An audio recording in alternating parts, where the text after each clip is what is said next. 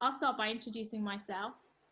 So my name's Paula Callus. I'm a lecturer at Bournemouth University. So my involvement with this film is I was leading, supervising, tutoring a team of students from Bournemouth University who were working on a project for part of their second year studies, which is a module where they get to collaborate and create a visual artifact together. Yeah. Hi, I'm Morgan. My main interest for this project would have been like game development, so working in Unreal Engine. Okay. Hi, I'm Ivy, and I'm in the computer animation art and design course. Hi, I'm Nicola Casey, and I'm a second year student in Bournemouth University studying visual effects. So I'm Ellen. I'm in the animation art and design course. Hi, my name is Gwyneth.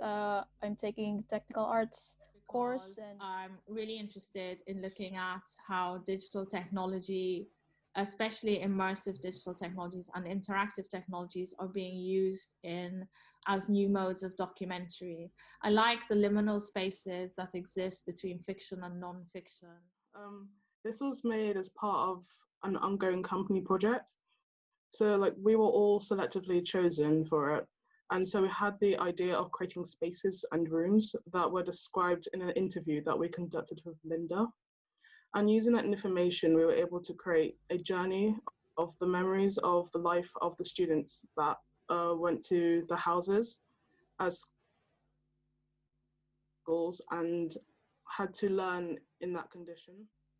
So, because it's based on like actual history and it's mainly dealing with memories, which is from Linda, who is actually went to this homeschool during that wartime. And what we need to think about is how can we make it like in a more creative way, but also shows what actually happened during that time. So I think it's like an opportunity to like challenge like previous perceptions of what space and memory have to be.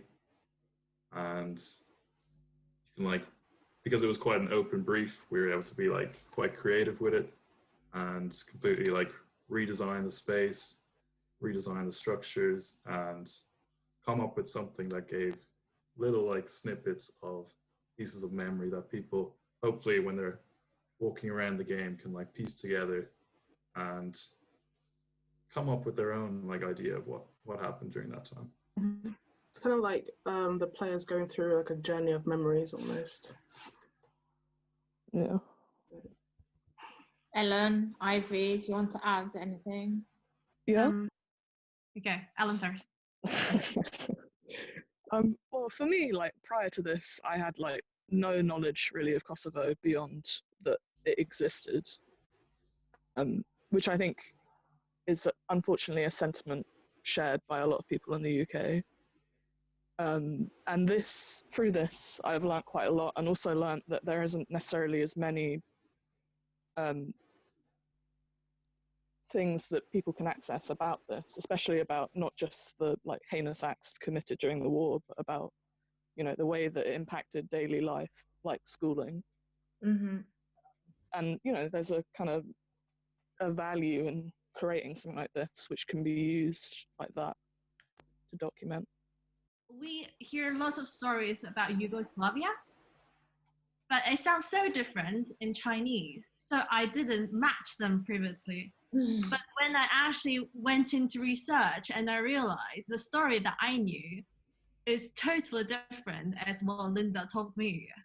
So I was kind of been surprised and was just attracted by how it's the difference between, you know, different nationalities and different ethnics, and due to, you know, the government things and everything. Yeah, it's just really interesting.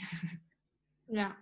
Morgan, you wanted to say something? Yeah, I think like the whole format of the interactive piece, like we were saying, it's like for young people who maybe didn't hear about like their country's history, and the whole fact like with a book or a video, there's no there's no interaction level.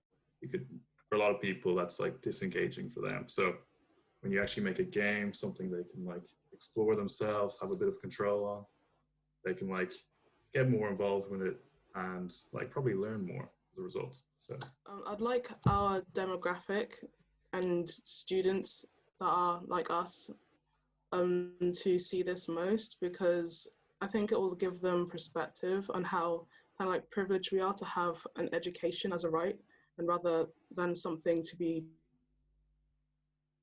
taken for granted. Yeah. just from speaking to, so we had some Erasmus students from Kosovo come over to Bournemouth, and from speaking to them, they definitely felt there was like a bit of a disconnect from what like the previous generation knew about like the 90s in Kosovo to what they actually knew. And it was quite like people didn't want to speak about it, and it was something they were interested in, but they didn't really like know much about it. So I think it's a good opportunity for them to like sort of piece together part of their history that they mightn't have heard much about. I'm just glad I was able to take part in such an important project such as this. Like, I feel really glad that my skills of modeling have been like included in this project. It's just like this project as a whole just makes me like so happy that we've accomplished so much from like the beginning, from the start, like how we're going to plan it, how's the story going to take place, and it's just like the conclusion of it all is just amazing. Like, I'm just so like proud of everyone for like just doing what you're gonna do. Like, even throughout this whole like scenario of coronavirus, like everyone is still like willing to continue to work on this to finish it. So, and I'm really glad to be a part of that. Oh, I'm glad you said that. I'm really proud of you guys too.